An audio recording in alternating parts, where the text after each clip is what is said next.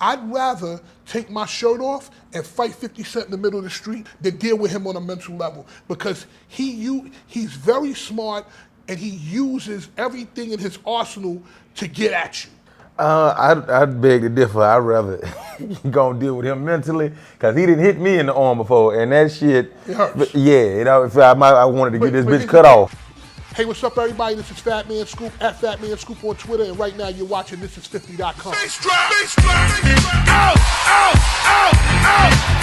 And so, how did you get started, though, man? Well, here's how I got started in the industry. I used to be an artist, and I was signed to Teddy Riley. You a rapper? Yeah. Okay. What happened was I was signed to Teddy Riley, and Teddy Riley broke up with his management, and then that was over. I was tutored and mentored by Dougie Fresh and Chill Will. Get Fresh crew, and it must have been like 91, 92, he took us to see Puff. And Puff was like, yo, I love y'all, I wanna ride out with this, I wanna do this, let's go. And Puff wanted to sign me before Biggie, it was before Biggie came along.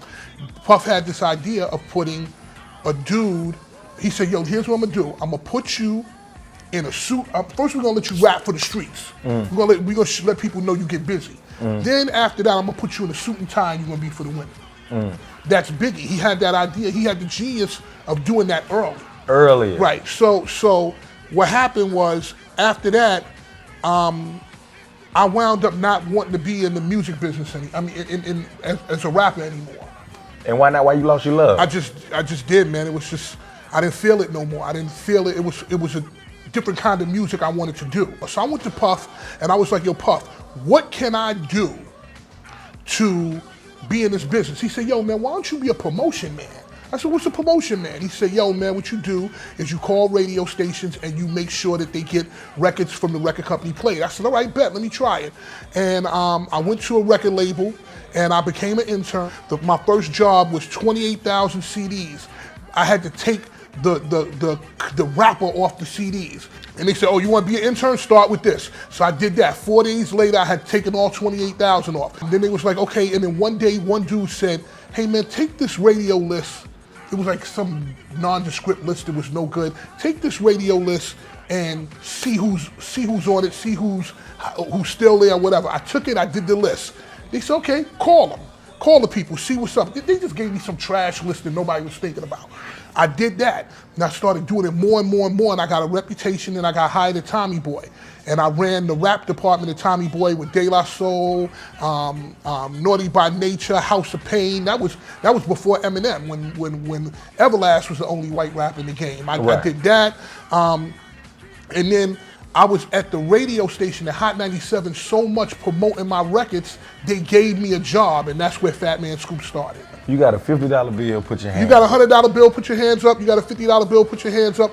All of those, you know, I'm gonna sound crazy for saying this, and I'm sure that when people see this, they're gonna put me in that XXL column, in that thing that they have that column that says Negro Please, but I'm gonna say it anyway. I believe that I deserve to be in the Hall of Fame of hip hop, because me and the guys who I did these songs with, we created a phrase that to this day is used extensively by everybody. If you go back and you look at hip hop before I came out with that record, nobody was saying put your hands up. If I knew that it was gonna be that influential, I probably would have gone to the patent office and patented hands up. I feel like Mike Tyson right now. When Barbara Walters was interviewing Mike Tyson, I feel like you talking and I'm just sitting here and I'm sorry. I'm on medicine. That's not just, for TV. That really is your wife, that beautiful young lady that was on the show with you. You know what's so funny about that? It's like, to me, I don't know if I need to take that, because everybody says that, so don't think that I'm just talking about you. I don't know if I need to take that as a disrespect or not. It's like basically saying, you're not good enough to have a woman like that. And you know how I didn't mean it like that. But for me, I was lucky enough to meet a woman that I said the right thing to, and she believed in me, and she became my wife. At the same time, man, I was on Hot 97. Any man that has money, power, and respect is always gonna have women, and they always gonna have the best women. everybody can get some ass. You know, I'm sure you get a lot of ass. Man, I keep some ass on deck right after I get finished this interview. Hey, bro, with one eye, you eye. got ass. Come on now, because I keep my eye on the prize. You keep your eye, that one eye you got is on the prize. Exactly. Let's go. Who's fucking tonight? Who fucking tonight? Who fucking tonight? But I'm learning now. I'm learning you now. Right. Me and you, it's our first time. Right. It's our first. You know, no homo. Right. No, okay. Got you. You know, let's talk about no homo. Yeah, I hate no homo too. Okay. I just don't deal with no homo because I'm comfortable with my sexuality. Me too. I'm comfortable with gay people, man. You know, long as you don't, infringe on my personal space, I'm cool. But every gay person doesn't like men. Right. I have gay people in my family. I have people that I associate with that are gay. I have gay friends. Let's be realistic here. If you want to take a boy in the shower and the boy is 18, 19 and he wants to be in the shower with you, take him in the shower. Yeah. You know we dealing with the Penn State thing. That's what I have a problem with. A man taking a boy in the shower and playing games with him and having sex with him. That's foul. Let me tell you something. You know how easy it is to get in a situation where you get molested? I'm going to keep it real with you. Years ago, I used to go to a program when I was growing up. I was about 9, 10 myself. The dude that was my drum teacher kept me after 6 o'clock. Now, I was getting up, trying to leave. He was like, no, sit down. And he locked the door, right? I know, hey, man, I kind of knew what was going to happen next, right? I said, hey, man, my father's coming, man. I tried to talk him down, and he was trying to make the moves on me. With 30 seconds left, I heard a bang on the door, and it was my father, and my father came in that room. He said, Scoop, leave. He was in that room for about 10 minutes with that man. He came out, he put his coat on, and he was like, let's go. The next day, I went back to the daycare, the after-school center, the guy was gone. I just narrowly missed a molestation myself, and I'm here to tell you that you don't have no power in that. I fucked them. That's why, for me, I fucking hate that guy.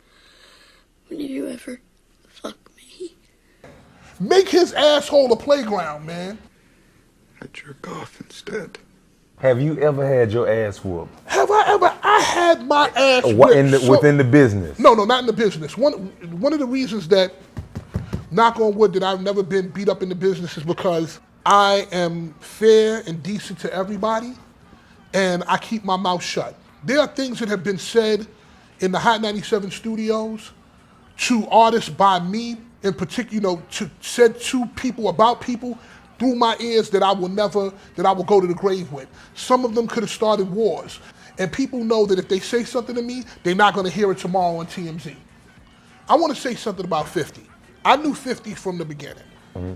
And when I mean the beginning, from the days that he was basically a street dude, and he was rolling around with Smurf, and it was real out there in Southside Jamaica, Queens.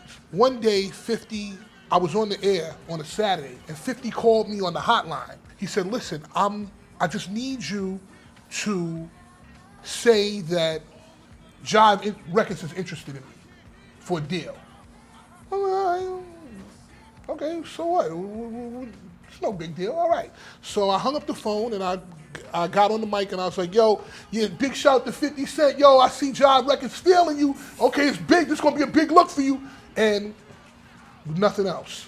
One thing I know about 50 is that he don't forget nothing. Like, he came to me, he said, man, I love you just for the fact that you did that for me that Saturday. And I was like, wow, man, you remember that? I was little. He said, man, I remember everything. He was shooting the 21 Questions video. And I asked him, I said, yo, can I come out and shoot the video? Can I just shoot behind the scenes? And the people at Interscope and all these people were like, nah, man, you can't do that. We didn't even let MTV come out. He was like, man, fuck that. Come on out here, man, and do what you want to do.